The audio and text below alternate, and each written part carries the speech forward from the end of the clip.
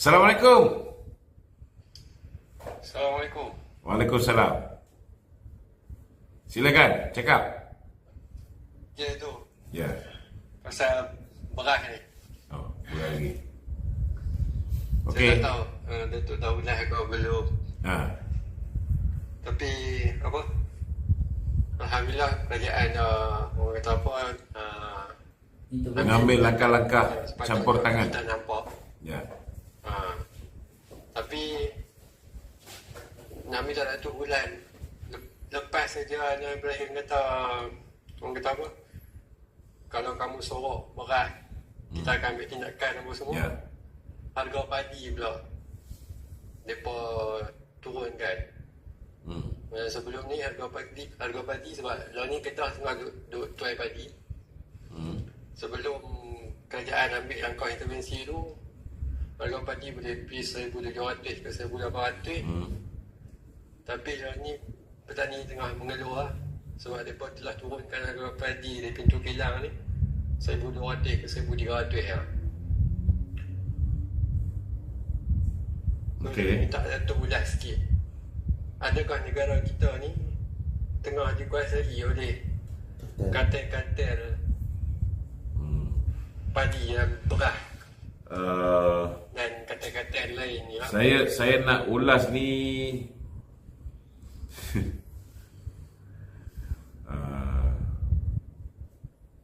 nanti ada yang kecil hati pula kan. Itu masalah dia kan. Tapi saya rasa langkah kerajaan yang dah buat sekarang ni banyak dah membantu petani-petani. Kita pun tahu bahawa bila mana PM minta Sekmota bagi 10 juta, dia bagi 10 juta. Lepas tu minta lagi 50 juta, dia bagi 50 juta. Lepas tu PM minta supaya 30% hasil daripada hasil bernas nanti dipulangkan balik kepada pesawah. Saya rasa banyak usaha-usaha yang dilakukan oleh kerajaan bagi membantu petani-petani, khususnya pesawah-pesawah padi ni. Ini belum lagi masuk dari segi bantuan baja dan sebagainya. Banyak benda. Dan kemudian YB Mak Sabu pun minta dengan PMX untuk membantu supaya usaha untuk membuat 5 musim dalam tempoh 2 tahun. Sebanyak 3 bilion ringgit telah diperuntukkan oleh Yang Mahkamah Perdana Menteri untuk membuat terusan daripada Kedah, Perlis. Dan ini sudah pasti akan banyak membantu petani-petani lah. InsyaAllah lah, saya yakin pihak kerajaan juga akan cuba memikirkan bila ada pihak-pihak tertentu yang bermain dengan harga-harga ni, terutamanya dengan harga padi dan sebagainya ni, kita akan cubalah cari solution macam mana cara kita boleh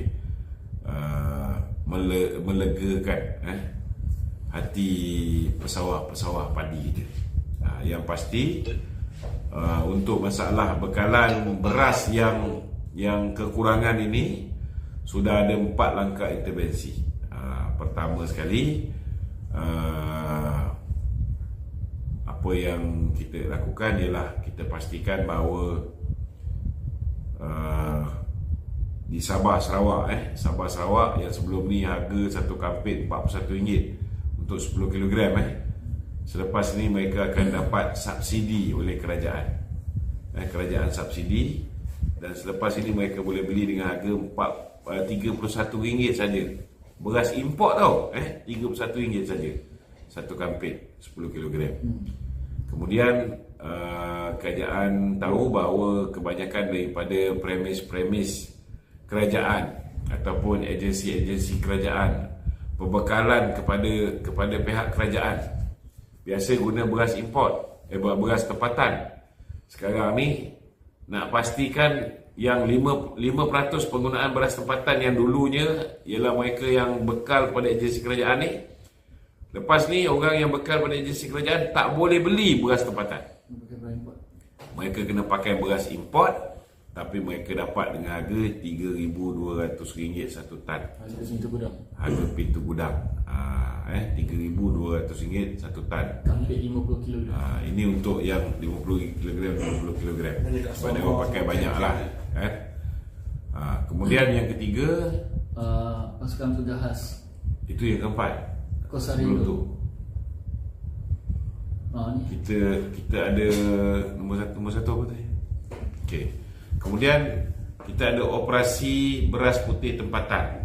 Ini pihak custom, pihak KPDN, pihak polis, pihak Makis, mereka akan pergi semua gudang-gudang simpan beras, kilang-kilang simpan beras. Kita akan pergi pasar raya, kedai runcit dan sebagainya. Kita akan ambil sampel. So bila dapat sampling ni, kita akan buat analisis makmal. Kalau didapati beras ni ada campuran beras tempatan dengan beras import, maka pihak yang mencampurkan ni, Tidak tanggungjawab. yang membungkus semula beras tempatan jadikan beras import ni, kerana harga beras import mahal, orang ni semua akan diambil tindakan, sama ada dipenjarakan ataupun didenda. Siapa yang sembunyikan beras, siapa yang menjual dengan harga yang berlebihan, kita ada akta kawalan harga dan anti pencatutan. Semua ni akan kita ambil tindakan, insya-Allah lepas ni. Ada salah satu lagi yang tak sebut. Okey, ada lagi? Okey, tu. Saya harap orang kata apa, isu beras ni kita ambil pengajaran lah. Sebab macam sebelum langkah-langkah ni diambil pun, bila kita tanya Datuk Seri pun, Datuk cakap orang kata apa, jawapan tu untuk alih perhatian, macam peniaga beli secara berlebih-lebihan, orang simpan stok apa semua. Sedangkan dia bukannya orang kata apa, dekat pasar tu kita tak dapat. Masalahnya peruncit pun tak dapat beras tu. Okey. Sampai Dia macam ni. Tu berapa kali dia abang, dia penurunan, orang kata apa, penurunan stok beras Bro yang dia dapat tu memang dia panic buying pun sebahagian daripada punca dia, kan? Ya. Dia kita pertama sekali cakap dia tu. pasal El Nino juga menyumbang kepada 18 buah negara tak ekspor lagi beras. Bila dia orang ni tak ekspor beras, kita ada kekurangan beras import. Bila kita ada kekurangan beras import, orang yang sebelum ini makan beras import, bila beras import ni penawaran dia kurang, permintaan dia masih sama, jadi harga tu dia naik, Tak, benda ni, teori ni, ini bukan teori main-main. Sebab orang yang dulu makan beras mahal ni, dia dah balik makan beras tempatan. Bila beras tempatan tu, orang yang makan beras import tu, dia dah makan beras tempatan. Ya? Datuk dah ulang benda tu banyak kali. Kita faham pasal faktor global ni apa semua. So, nanti. Bagi saya explain sikit lagi. Pinjam telinga dalam seminit 2. Okey? Bila orang dah semua berpindah pergi beras tempatan, stok yang boleh bertahan 1 bulan, seminggu pertama dah habis. Tambah pula yang Seminggu pertama dah habis. Bila seminggu pertama dah habis, ada tempat dia dapat bekalan beras tempatan, ada tempat langsung tak dapat. Itu kena faham. Memang betul lah you cakap tadi. Ini bukan pasal panic buying apa semua sekali, tapi kena faham, bila semua orang dah pergi ambil beras tempatan, ditambah dengan orang yang cerita beras tak ada, ianya juga menyebabkan panic buying. Tempat yang masih ada beras tempatan, biasa orang beli 2 kampit, orang dah beli 4 kampit, orang dah beli 6 kampit, orang beli 10 kampit, dia simpan beras tu. Maka makin cepatlah beras tu tak ada di pasaran. Dan itu menyebabkan last kali pemborong pun bila dia hantar beras import saja, dia tak hantar beras tempatan lagi. betul tu pula. Okey. Dia tu kalau ikutlah Token Medin ni dia dah cakap pasal sebelum benda ni jadi heboh lagi. Pengurangan, orang kata apa? Pengurangan bekalan beras tempatan tu yang dia dapat. Kalau nak kata panic buying apa semua ni, benda tu jadi dah lepas tau. Okey. Saya nak tanya dengan you lah. You rasa dia dapat maklumat tu daripada mana? Siapa? Maidin. Dia dapat maklumat daripada mana? Dia dapat daripada dia punya ni lah, dia punya outlet dia. Macam dia kata, dia dapat daripada outlet dia kan. Tapi setiap benda yang berlaku tu, dia mesti ada punca dia. Punca dia apa? Dia akan melalui kerajaan juga. Punca dia apa? Punca dia macam kita cakap sebelum ni lah, El Nino apa semua berat. Itulah dia. Masalahnya Dato'. Maknanya betul lah. Ada.